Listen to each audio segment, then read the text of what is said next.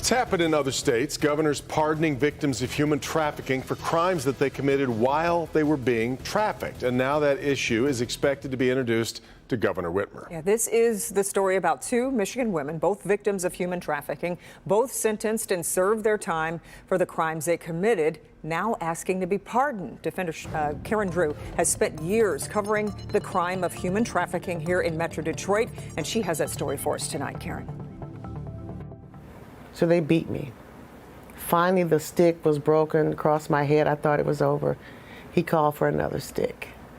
Joyce can recall the beating after beating while she was human trafficked and admits killing her trafficker to escape the abuse. So when it was over, the judge said, "You'll die in prison," and sentenced me to natural life. That's prison without parole, a mandatory life sentence. So I went to prison.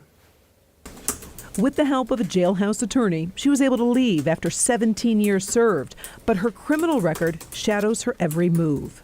For years, I lived with, the guilt and shame of not only what happened to me out there in those streets, but what I ended up doing in order to stop being sold. Clearly, some people will say, she can't be pardoned. This was a very serious crime. Well, first thing, I don't apologize for living. If there had been some help for me back then. Joyce, who is now a clinical social worker and sits on a variety of boards to help human trafficking victims, has rebuilt her life and just filed a permit for a pardon.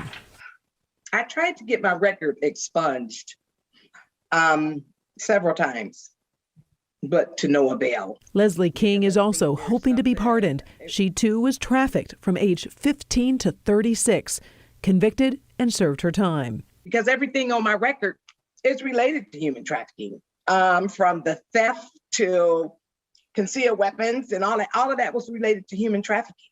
A lot of that I was made to do from my pimps. So it was either I do what he says or I would get beaten.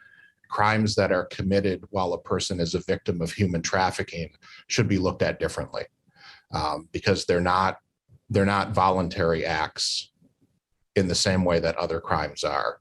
Then we think that that's what the pardon process is for. The women should hear back within 60 days if their application is approved and can be sent to the governor's desk. Whether, I get the pardon or not, someone will know that Joyce is fighting for people who can't fight for themselves. Karen Drew, Local 4 News.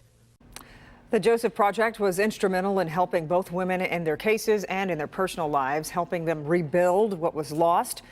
We put a link to that organization on our Defenders page. Click on Detroit.com. Yeah.